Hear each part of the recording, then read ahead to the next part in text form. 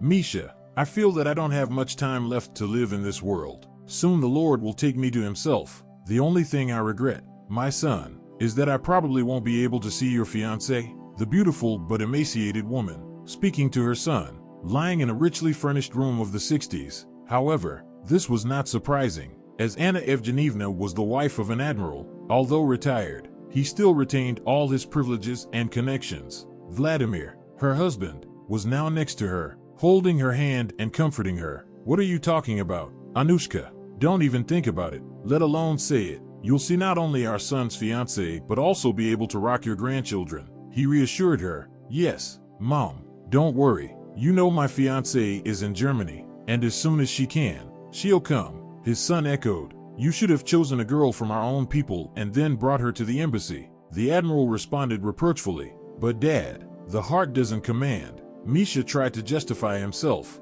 blushing fiercely, and it wasn't because he was shy, but because he had to lie to his parents since he had no fiancée either here or abroad. The fact was, his mother had been diagnosed with a terrible illness, and doctors said she had very little time left. Even his father's connections, through which Misha had gotten a job at the Soviet embassy in West Germany after graduation, couldn't help. So Misha thought up the story of a fiancé to ease his mother's heart, thinking it would help her feel better. But unfortunately, he had forgotten the photo at home when he hurried here for the emergency leave. After spending some time with the sick woman, the men finally left her room. The admiral, with tears in his eyes, said to his son, "Oh, Misha, things are really bad. The doctor says she won't last more than a month. She's all on painkillers. You should bring your fiancée, or I'm afraid she won't make it in time to see her. I'll try to arrange it." That was all his son could reply. 5 days passed. One wonderful sunny morning, Misha decided it would be good to distract himself from the sad thoughts and take his father's boat for a ride on the clear blue sea,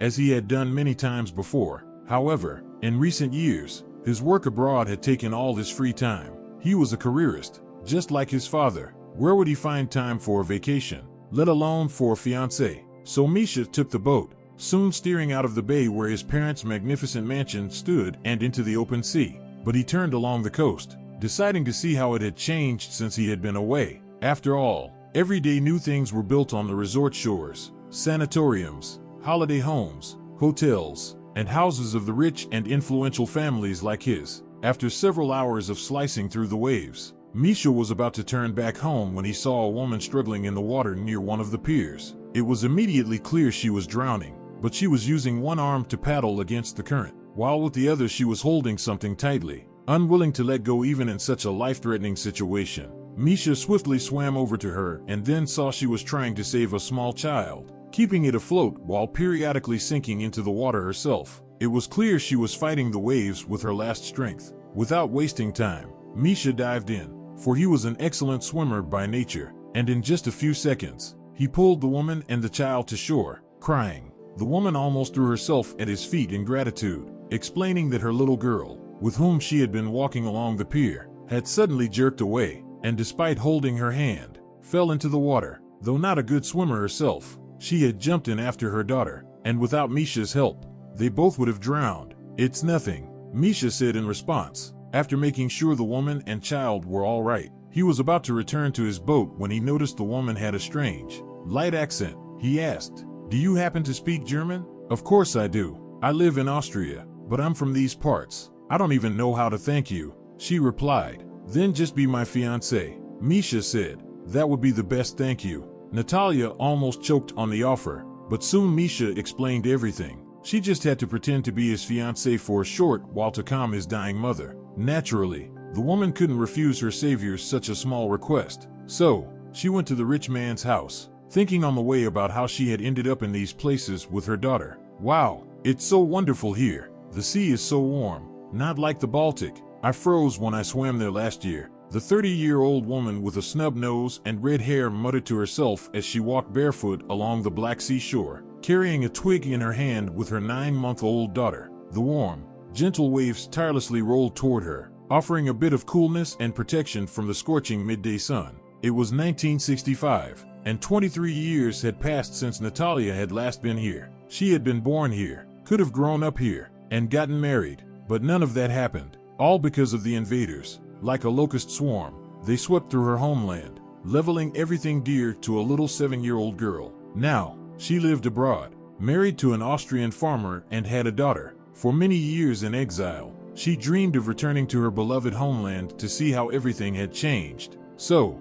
as soon as the Iron Curtain lifted slightly, she took her daughter and came here. Though she was just a little girl when they took her, she remembered everything clearly. The memory of her last peaceful life was seared into her mind, but she hoped in vain to find what had been dear to her heart. The wooden school she was supposed to attend had burned down, and in its place stood a new brick building. Holding back tears, Natalia watched the happy children running in and out of the school, and the strict janitor shouting at the troublemakers who had just scuffed the freshly polished floors. Then, with a sinking heart, she went to the house where she had lived with her parents, brother, and sister, but as expected, there were no ruins left, just an empty lot. Though in her heart she hoped to find her loved ones, she knew deep down that after everything that had happened, no one could have survived. Now, closing her eyes to the bright sun, she was transported back to that day. Early in the morning, when the roosters hadn't crowed yet, her mother woke her up. "Get up, Natasha. We need to go. We can't stay here any longer." "Mom, where are we going? Will Dad find us later?" asked the girl, barely opening her eyes. "Of course, he'll find us. We're going to walk to Kerch to Grandma and your brother, who has been staying there since summer vacation. He went there, and now he's still there. Well, what can we do? These are the times now. I hope he's safer there than here. Why are we leaving?" "Natasha, stop asking questions. It's necessary," the woman snapped at her daughter.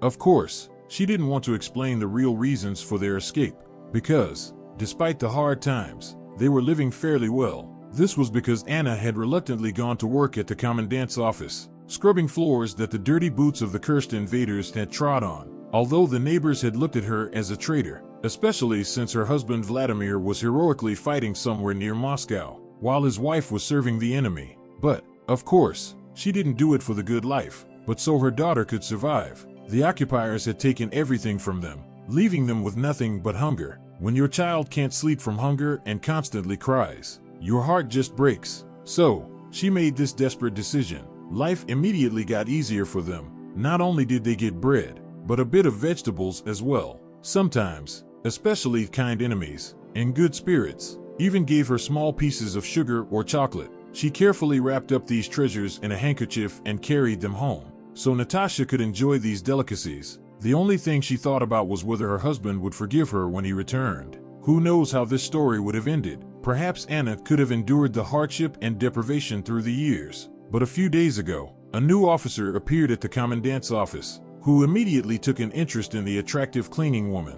Though Klaus had a family back home, he was a notorious womanizer. From the first day, he didn't give her a moment of peace, following her with his disgusting propositions, even in the storage room where she kept the rags and buckets. But every time she firmly rejected him, he got angrier, and yesterday he even beat her so badly that there was no unbruised spot left on her. Anna realized that this was the end and that Klaus wouldn't stop here. That's when she decided to run to her mother, so she wouldn't have to look the hungry neighbors in the eye. Although if she had agreed to the Germans' proposals, their life would have transformed beyond recognition, and they would have eaten chocolate not in small pieces, but whole bars. But betraying her beloved husband was beyond her. So, she packed their belongings and, before dawn, she and Natasha ran for the road, with several days ahead of them. But neither of them was afraid, as the weather was wonderfully warm, and they couldn't possibly freeze. What the unfortunate woman didn't know yet was what awaited them ahead. Otherwise, she would never have tried to escape.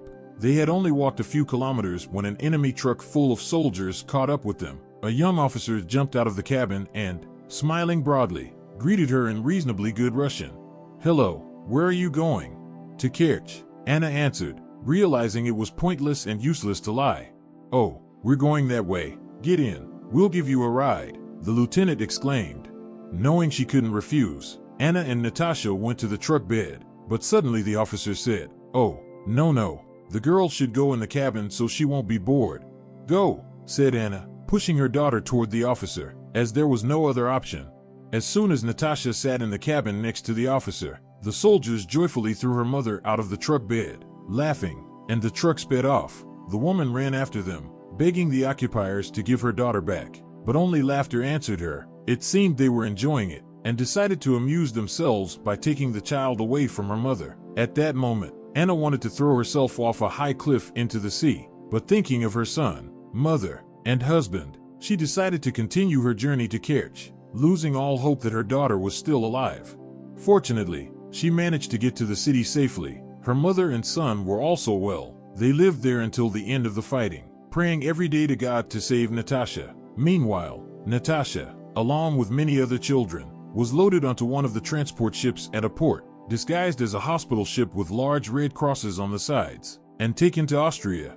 But Natasha was lucky. She didn't become a subject for medical experiments, nor did she die working in the port. She was taken in by simple farmers, Katrina and Richard. They were against everything that had been happening in the world in recent years, but they couldn't do anything about the established regime in Europe. So, they, along with their son Peter, now also took in Natasha and worked the fields, providing supplies for the occupiers. During all this time, Natasha couldn't say a single bad word about the farmers. They literally saved her life by taking her in as a helper. Although they didn't get much help from her, they tried to treat their little worker as kindly as possible, and they ate together from the same table. The girl became good friends with their son, who was 2 years older than her. At first, she couldn't understand a word of what her new family was saying, but gradually she learned the language on her own, and by the end of the fighting, she could speak German without an accent, as if she had lived abroad all her life. Of course, Natasha remembered her real family well, her caring mother, grandmother, strong and kind father, and mischievous little brother. She missed them terribly, but there was no chance of returning to them. Then the Allied troops arrived and liberated Austria. Finally, the farmers could breathe freely. The question then arose, what to do with Natasha, who, over these years, had become like a daughter to them? Richard went to the capital to find out about everything. When he returned, he told his wife that there was complete chaos and confusion everywhere. All prisoners and forcibly taken workers were being stuffed into trains and sent back to the east. There were no guarantees that any of Natasha's relatives were still alive, and so, the only fate that awaited her was an orphanage. "No, I've grown so attached to Natasha with all my heart," Katrina exclaimed. "Let her stay with us. We'll say she's our daughter. All the archives are destroyed anyway." And so, the family decided, of course, after consulting with Natasha, and promising the girl that they would immediately set out to search for her family as soon as possible. After thinking it over, she agreed, as she was already unusually mature for her age. Thus, the Soviet girl became an Austrian subject for many years, separated from her homeland and family. All that remained as a memory of them was a small photograph, where she was captured with her mother, father, and brother in the city park shortly before the terrible events. The invaders didn't take it from the child, and Natasha kept it safe all this time. It was only 23 years later that the woman was able to return to her homeland. But unfortunately, she couldn't bring her husband with her, as someone still had to manage the farm. By that time, it had greatly expanded, and there weren't enough workers. A miracle happened. Natalia couldn't believe her eyes when she saw a huge framed portrait, an exact replica of the family photograph she had always carried with her in her handbag, hanging in the living room of a wealthy home in a prominent place. With a trembling voice, she asked Mikhail, pointing to the portrait, "Who is this?" "Well, that's me with my parents and sister." "What, don't we look alike?" he answered. "All right, let's go to Mom. She's really bad, and she insists on seeing my fiancée in her last days. Leave the child for now," he added. Just then, the loyal housekeeper, who had served the admiral's family faithfully for over 15 years, ran up to them. "I'm not your fiancée, Misha. I'm your sister," Natasha cried out with joy, pulling out the photograph from her bag. The man was stunned when he saw it, but just a moment later, he rushed to hug and kiss his sister and niece, not believing his luck, how much his sister had suffered and survived, and now she could have died without seeing her family again.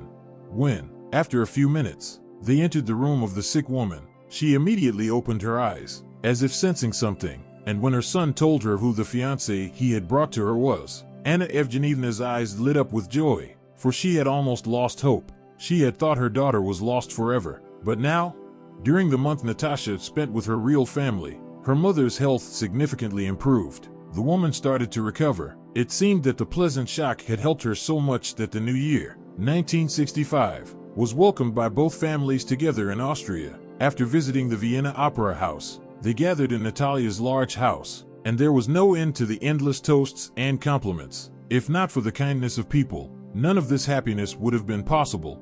In the meantime, Mikhail had managed to fall for one of his sister's charming friends. All that was left for the man was to brush up on his French, as the woman was from Switzerland, and he wouldn't have to invent fairy tales for her mother anymore.